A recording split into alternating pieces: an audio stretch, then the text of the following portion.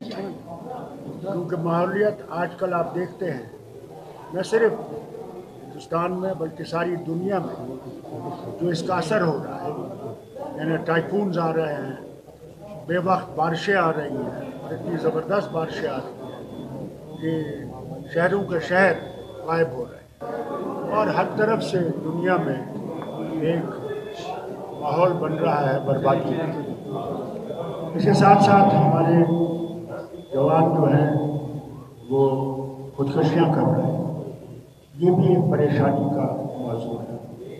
आपने पानी पे भी बात की है कि मुझे कहा गया था कि अगर दुनिया की तीसरी जंग होगी वो पानी पे और पानी के लिए, इसलिए जितना हम कोशिश करें पानी को बचाने की, कम इस्तेमाल करने की, क्योंकि हमारे यहाँ जब बर्तन धोते हैं तो नल का खुला रहता है और पानी बहता जाता है, इसलिए बिल्कुल नल का पता नहीं है कि क्या हो।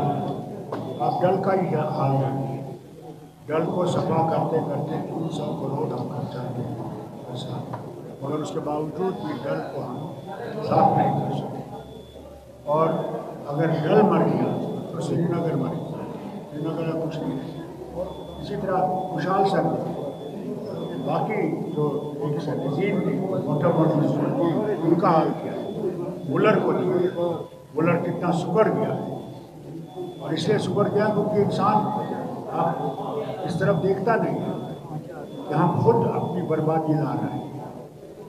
अगर हम खुद इसको बचाने की कोशिश नहीं करें। और एक और चीज़ मैं आपसे कहूँ, शराब, ये जो शराब है इसका जो नशा है आजकल ये लग रहा है। आप खड़े हो जाइए कभी जहाँ जहाँ ये बिकता है और आप देखिए किस तरह लोग खरीद रहे हैं, और ये भी एक बर्बादी का आलम लाएगा। क्योंकि घरों में जब एक दफ़ा शराब का आपको असर पड़ जाए, उसके बाद आपको शराब पीने के लिए चोरियाँ करनी पड़ेंगी, ड्रग्स के लिए भी करना पड़ेगा। ये जब ऐसा नहीं होगा तो आप क्या कैसे ड्रग्स करेंगे, आप चोरियाँ करेंगे, कत्ल भी कर सकते हैं। इसलिए मुझे बहुत खुशी है मुबारक साहब कि आपने एक बहुत बड़ी चीज़ को आपने हमारे बच्चों के सामने रखा, क्योंकि अगर हम बच्चों को इससे बचा सकें, तालीम दीजिए इस्लाम, कुरान की तालीम, नमाज पढ़ने का मुसलमान जरूर हैं अगर नमाज से बहुत दूर है। अज़ान होती है, कोई मस्जिद जाता नहीं, वहाँ भी नमाज नहीं पढ़ती, काम कर रहे हैं। और इसकी तरफ जब तक आप इंसान को दीन की तरफ नहीं लाएंगे, वो इन चीज़ से दूर नहीं होगा।